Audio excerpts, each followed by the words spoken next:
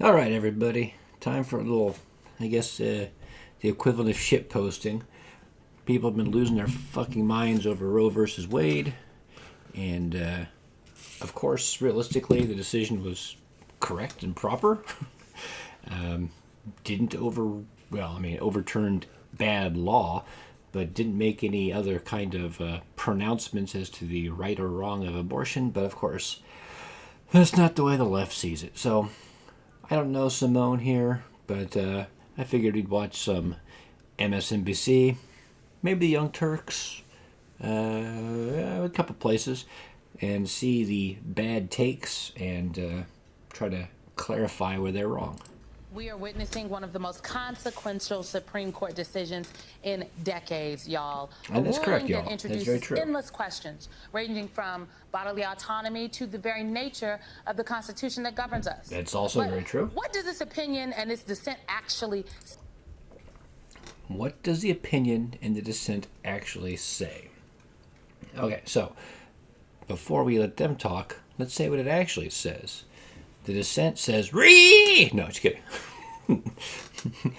The dissent says, look, just even if it was bad law, because the precedent's already been made, we need to maintain it. And this is important to a lot of people, and it'll save lives, so it's important to keep.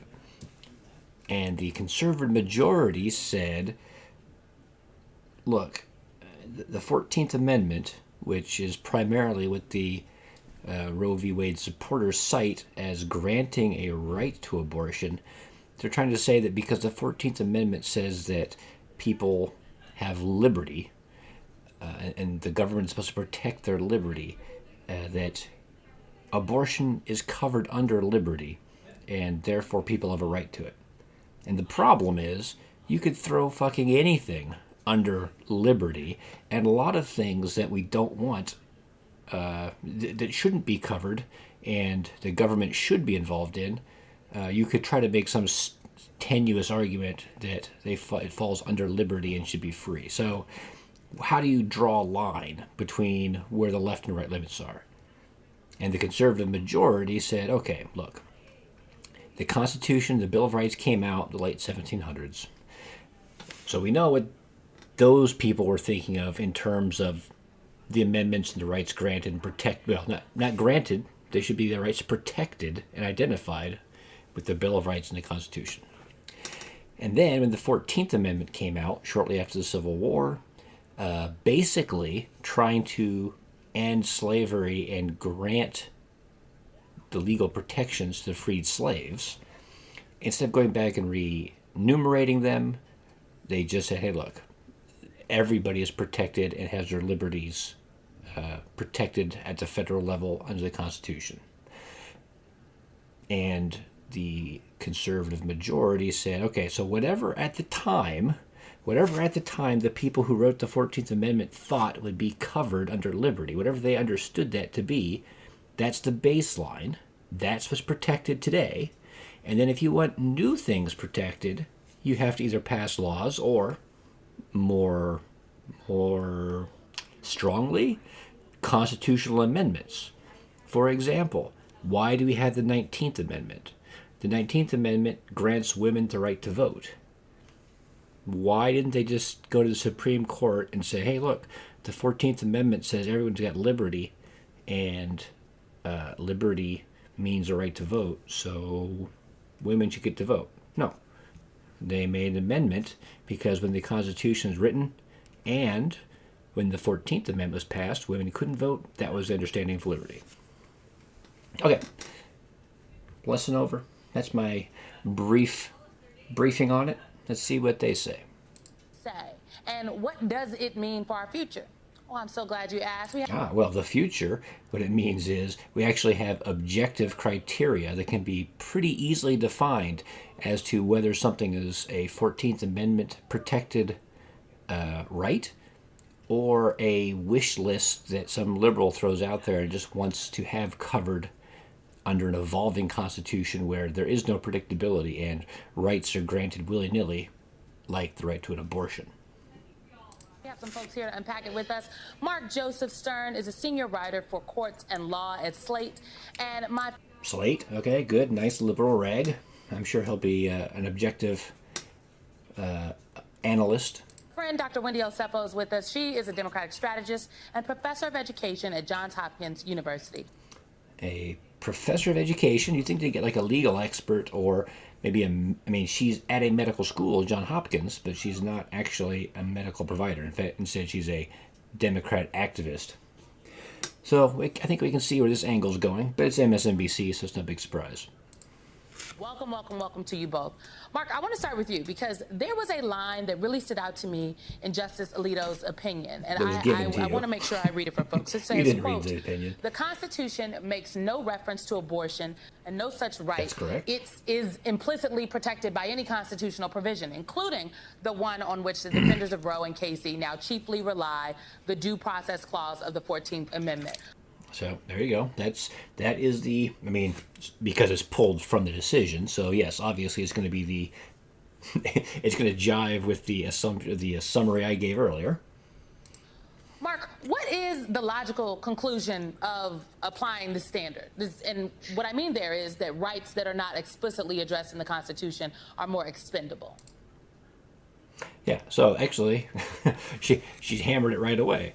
Rights that aren't identified in the Constitution are more expendable. They're not identified. Instead of creating ones out of whole cloth, and again, why is there stare decisis? They talk about having consistency and predictability with court rulings, to the extent possible, because it caused a lot of turmoil when the court rulings change things quickly.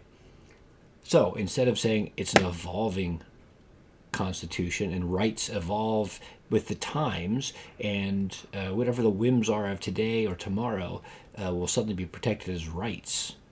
No, that's what the legislature's for. They pass laws, they pass amendments, and we have a stable foundation to work off of, so hopefully people are not surprised by turmoil.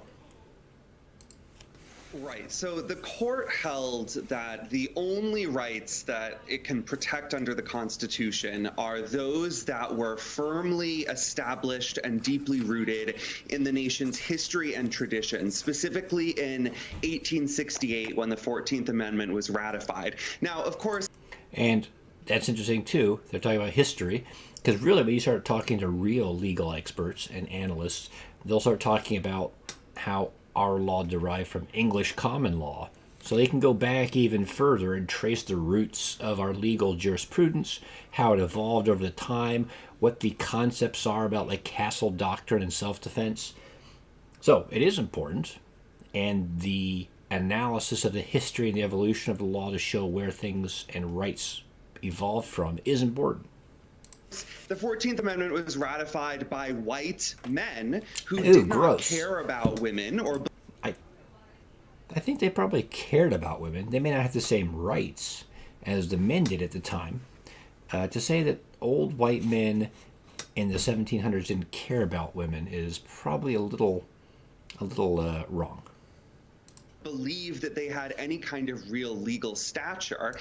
And I think that's probably false, too. I bet if George Washington murdered his wife, he would get in trouble because women did have legal stature. It may not have been equivalent, but they did have legal stature. And if someone else murdered George Washington's wife, Martha, I think George Washington would have been sad because he did care about the women in his life. And the practices of the time were generally horrific. That might be true. They probably weren't that different from other places around the world. And if they were probably on the more enlightened, progressive end of world legal rights. But yes, compared to today, the world and the rules of late 1700s America would be very foreign to us today.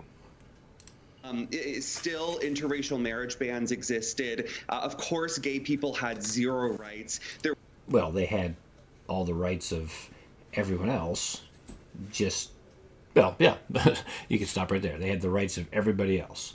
They didn't have special rights protecting their special proclivities, desires, preferences. there was But no everything right to else. use contraception. And yet in past decisions, the court has established all of those liberties by saying that the definition of freedom can evolve with the times and that new generations can define the scope of individual liberty under the Constitution. This decision... And they can. They certainly can.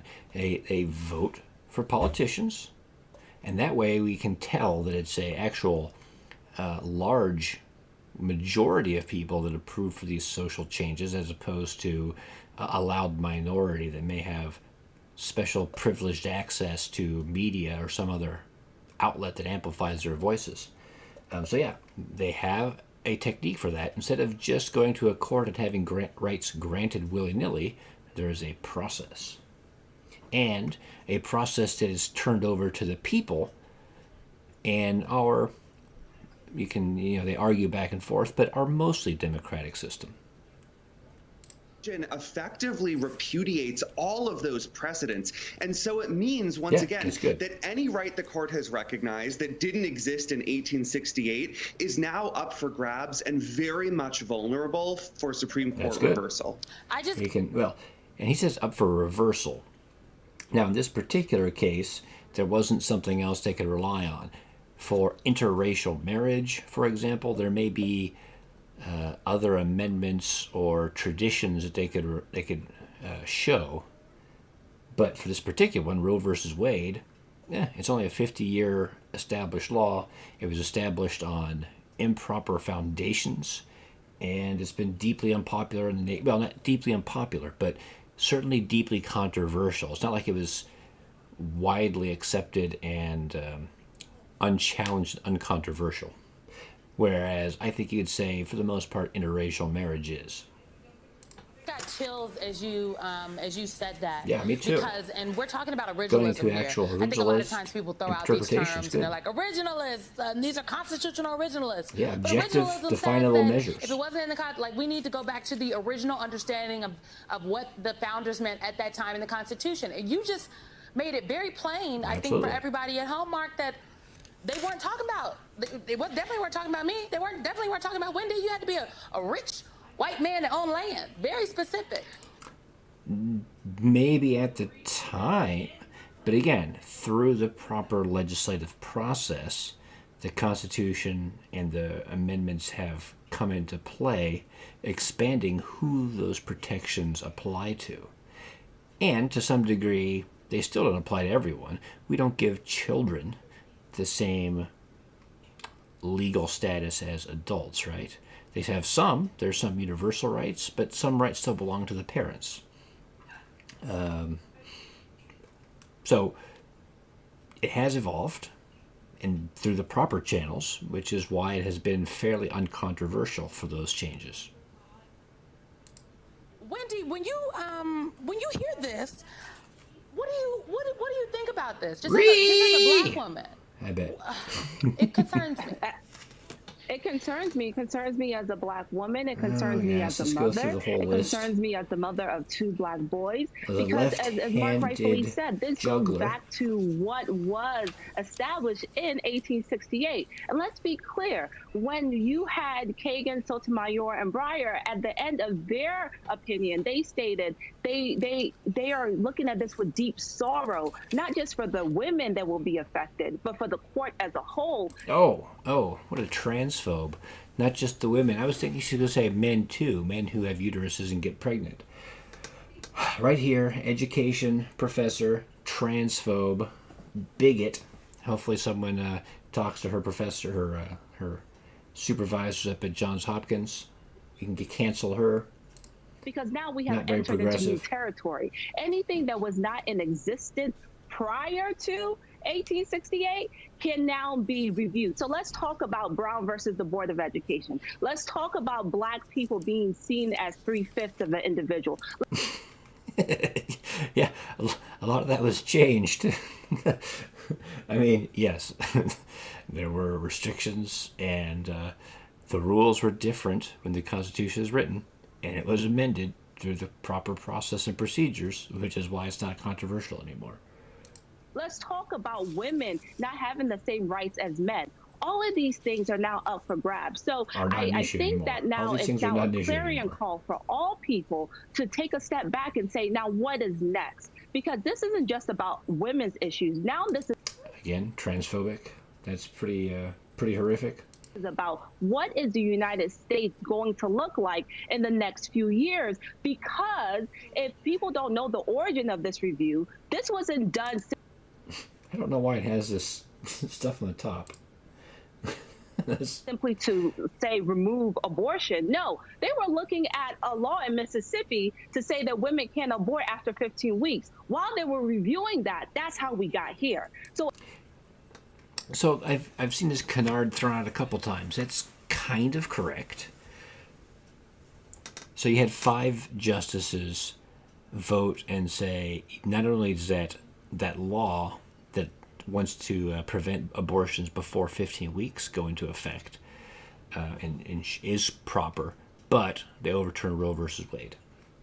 You have Roberts, the cuck sellout, who is always trying to hedge towards, well, order, status quo, which ultimately means ceding ground to the left as opposed to holding up to constitutional rule of law, saying, well, 15 weeks, having that as their state level standard is fine, but in general, the right to an abortion should still be granted.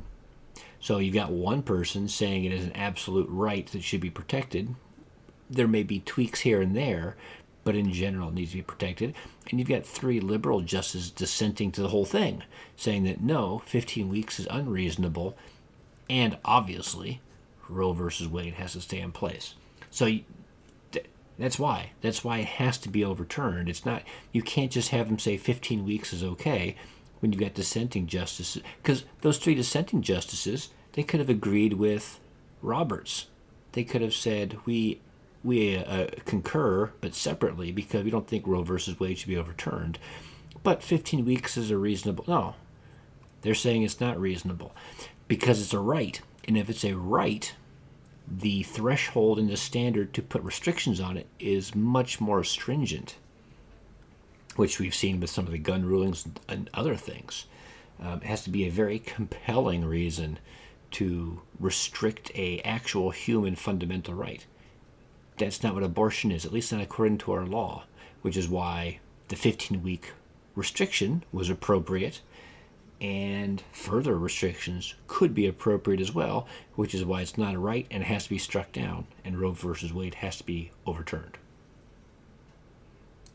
Anything that is being reviewed is now up for grabs, and that should scare everyone, not just women. Yeah, I mean, once we get stabilization and a firm legal foundation on constitutional rights that have been granted, in the dissent, and we're going to put it up on the screen for folks. And again, this is from Justices Breyer, Kagan, and Sotomayor, and they wrote, the court reverses course today for one reason and one reason only, because the composition of this court has changed. Yeah. The dissent goes on to say, today, the proclivities of individuals rule. The court departs from its obligation to faithfully and impartially apply the law. Mark, Wendy just laid out the case that there are so... Yeah, let's go back to that. Because that is kind of important, the way... I mean, this is the dissent saying, oh, it's just because of who's on here, and it's somehow implying that it's illegitimate or improper. I mean, really, that's an indictment of the previous justices in the past who have upheld Roe versus Wade, because it was bad law from the start. Even Ruth Bader Ginsburg said it was bad law with bad foundations from the start, which is why she encouraged the legislature to pass laws or amendments to protect it and codify it. So yeah, it was changed for 2 reasons. Because the composition of the court changed to jurists who would actually enforce, who viewed enforcing the law and the Constitution more strictly than some loosey-goosey, well, whatever feels good and liberals like today is suddenly a right. Which is the definition of the proclivities of individuals ruling. A couple justices 50 years ago thought, oh, Roe versus Wade, abortion rights. We like abortion. We think it's fine, so we're just going to grant this right out of whole cloth to the entire population of the U.S. Most states have outlawed it. Most states don't want it, but we want it. And we're just going to find it now as a right, even though it's never existed in the past. It's not mentioned in the Constitution. That's the proclivity. And the new standard that Alito has laid out is an actual objective standard where you can predict what should and should not be considered right and what needs to be passed as a law or an amendment to actually get that kind of protection. That's the stabilization that we need to move forward as a modern society.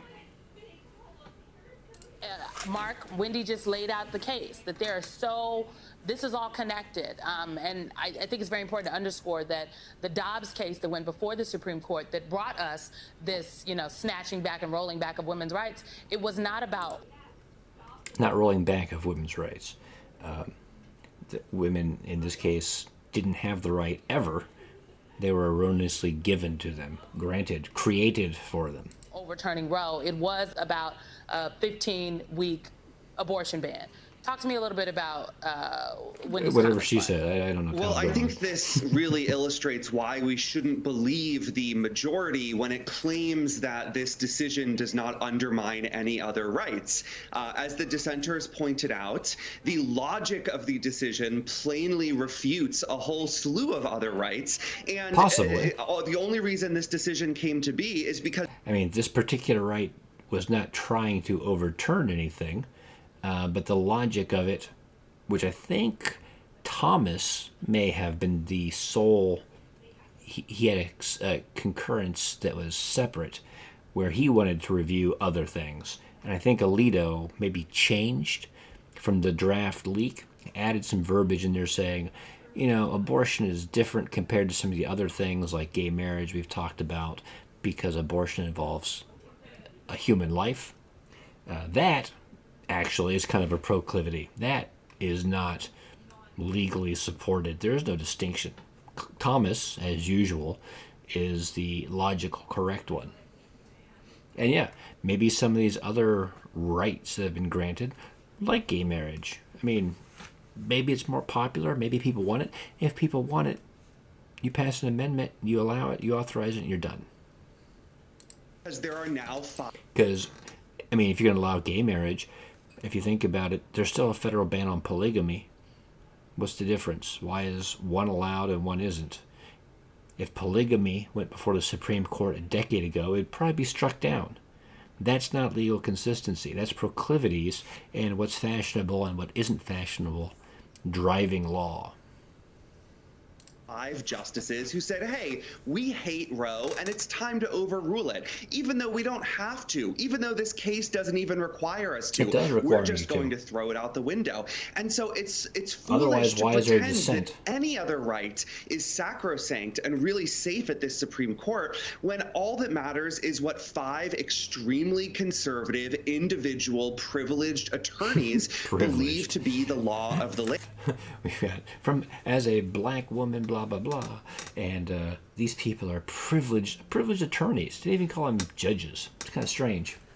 And I read the dissent as a warning, as a big red flag to all Americans that our rights are in jeopardy because the whims of a handful of lawyers who really don't believe in living constitutionalism or an evolving definition of equality. Yes, they shouldn't, and no one should believe in a living constitution. Again, talking about whims changing at the drop of a hat. That's where whims that affect everybody occur at the drop of a hat. They will be the ones to decide if we still get to be full and equal citizens under the law. No, you do. The people do. You just pass laws or amendments as needed. That's it. All the power belongs to the people. If there was a constitutional amendment granting those rights, and then the Supreme Court said, well, I know the Constitution says it, but we don't agree, then there'd be a problem. The difference is that doesn't happen. It doesn't exist that way. And in fact, for amendments that do exist, like the Second Amendment, there are people that want to ignore it and drive forward. And that's where the problem is. and the signs so far are very ominous. Mark, I couldn't have said it better myself. You're I an want to idiot, read you yes. all the last line of this dissent. And it says Oh, this. yeah. This is the money quote. I don't know. I don't know who wrote this, if it was actual justice or one of his clerks. I think it was Breyer. I'm not sure. But yes, you're gonna see this played millions of times, like a pause at the end for effect. Like, oh, that's deep. That's so strong. It's garbage. With sorrow for this court, but more for the many millions of American women who have... And it's justice or clerk who wrote it is also a transphobe, because again, we know women and men can get pregnant, and non-binary people. so regressive. Today Cancel. lost a fundamental constitutional protection. We dissent. Wendy, as a woman, as a mother, Black woman, as a United States citizen.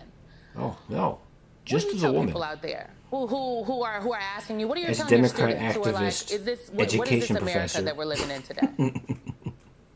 I'm telling my students, to be honest with you, how America is going to be shaped is going to change from the America that we once lived in. I mean, the truth of the matter is stable, that once the balance logical of the decisions, I like shifted and it became conservative, again, everything is going to change. This is not the beginning, nor will it be the end. And we have to be very She's optimistic. aware of that. I like that. What I can also say is that we oftentimes tell people you need to go vote. I think that we have to take a step further. It's not just about voting. I think we also have to pay attention to different things. And I mean, we don't have enough time to cover them, but I mean, when we look at... That's good. That's good, everybody. Pay attention to different things. It's actually, I mean, the Democrats, if you pay attention, are going to put a lot of emphasis on the importance of getting out to vote and how this is going to drive people to the polls. If you look at the polls, while abortion in general may be popular, you start breaking it down, third trimester, after the fetus can feel pain, all those different things, the number of people that support abortion with those specific questions drops precipitously. Second, if you ask people different priorities, abortion is like towards the very bottom of their driving force. So while there's hope among the Democrats, this will get some energy to the polls in November. The bigger issues like the economy, what people do actually care about, the Democrats have nothing to offer but failure. This is a white whale for them, but they're grasping onto it as something, and it's going to fail. What's going on here? We have Justice Thomas saying that he wants to now look at gay marriage. Yeah, he's the only one. I mean, so much is going to change but as we know it, and we have to be able to be... And he didn't say it was wrong. He just said it should probably be relooked at to see if the legal foundations are correct, because just saying it's protected under the 14th Amendment's General Liberty Clause is erroneous. Be aware and stay woke, for lack of a better word, because things are going to change, and they're not going to change in the ways in which we think we want them to. Dr. Wendy Osefo, Mark Joseph Stern, we could do this all day, y'all. Yeah, it'd be Thank great. you for coming here, breaking it down for the people Maybe at home. 3. I appreciate y'all. Thank you. So there you go. I'm trying to get back into making some videos. I figured it'd be just fun to watch these morons talk about stuff.